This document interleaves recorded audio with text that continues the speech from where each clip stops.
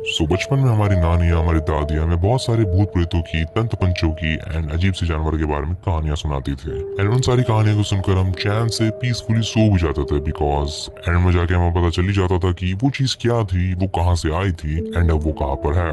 सो satisfactory ना। And बस यही फर्क है रियलिटी में दादी की कहानियों में।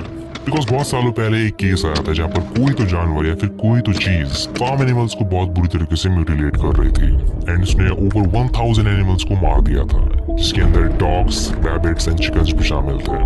बिकॉज इन सारी डेथ्स में दो चीजें कॉमन थी। पहला, सारे के सारे एनिमल्स के गर्दन पर 2 पंचर मार्क्स थे जो एक ड्रिंकिंग स्ट्रॉ जितने गहरे थे, जो डायरेक्ट जाके ब्रेन को हिट कर रहे थे, जिससे एनिमल्स ऑन द स्पॉट मर जाते थे। एंड वो घाव इतने प्रिसाइज थे कि ऐसे लगता था कि किसी स्किल्ड सर्जन ने किया है। एंड दूसरी कॉमन थिंग, उन सारे एनिमल्स के अंदर से पूरा का पूरा ब्लड चूस लिया गया था।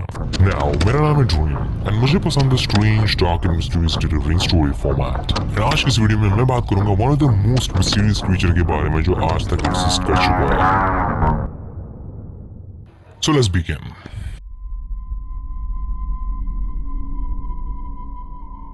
So ये जो तुम देख रहे हो, ये सब यहीं से स्टार्ट होता है। लेट फरवरी 1975 पोर्टोरिको के एक छोटे से गांव मोका में एक बहुत डिस्टर्बिंग केस इमर्ज होने लगता है। फार्मर्स नोटिस करने लगते हैं कि उनके जानवरों को कोई बहुत मिस्टीरियस तरीके से मार रहा है। एक फार्मर फाइंड करता है कि उसकी 15 गायें, 3 बकरियां, 2 गीज एंड एक पिग को किसी मिस्टीरियस क्रीचर ने मार दिया है। उन सारे जानवर की बॉडी में 2 पंचर मार्क्स हैं एंड आफ्टर ऑटोप्सी ये पता चलता है कि उन सारे जानवर के अंदर खून है ही नहीं। मेरा मतलब ये कैसा क्रीचर है? आई मीन गर्दन पर 2 घाव एंड बॉडी में एक बूंद भी खून नहीं रहता। आई मीन ये सब देखकर मेरे दिमाग में सबसे पहले वैम्पायर ही आता है। मतलब आधी रात में कोई क्रीचर फार्मर्स के एनिमल्स को मार रहा है, उनका खून ड्रिंक कर रहा है। फर्स्ट मेरे दिमाग में हमेशा वैम्पायर ही आता है, लेकिन वहाँ की लोकल अथॉरिटीज ने फर्स्ट ये थियराइज किया कि ये डॉग्स का काम हो सकता है एंड जिसके बाद उन्होंने केस को बंद कर दिया। व्हाट? आई मीन कौन से डॉग ऐसा करते हैं? बट एनीवे उन्होंने ये चीज थियराइज की एंड उन्होंने इस केस को बंद कर दिया एंड उसके बाद 1 हफ्ते तक कुछ भी रिपोर्ट नहीं है एंड उन्हें लगा कि सब कुछ ठीक है। बट उसके बाद जो हुआ, where do I begin? 1 हफ्ते बाद किलिंग्स कंटिन्यू होने लगी। एक फार्मर नोटिस करता है कि उसकी एक गाय को किसी ने मार दिया है। उसकी स्कल में एक छेद था एंड उसके घाव के आसपास बहुत सारे स्क्रैचेस थे। इसके 1 हफ्ते बाद ही 15 मार्च को एक और फार्मर नोटिस करता है कि जो भी क्रीचर इस गांव को स्टॉक कर रहा है उसने उसके 34 चिकन्स को मार दिया है। एट दिस पॉइंट वो जो भी क्रीचर है उसने 90 जानवरों को मार दिया था। एंड उसके 3 दिन बाद ही मार्च 18 को एक और फार्मर नोटिस करता है कि उसकी 2 बकरियों को किसी ने मार दिया है।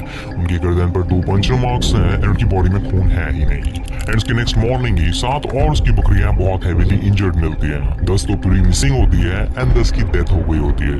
At this point local news भी उसके ऊपर ध्यान देने लग गया था एंड उन्होंने इस किलिंग को एक नाम भी दे दिया था जो था एल वैम्पायर दे मोका, मतलब मोका का एक वैम्पायर।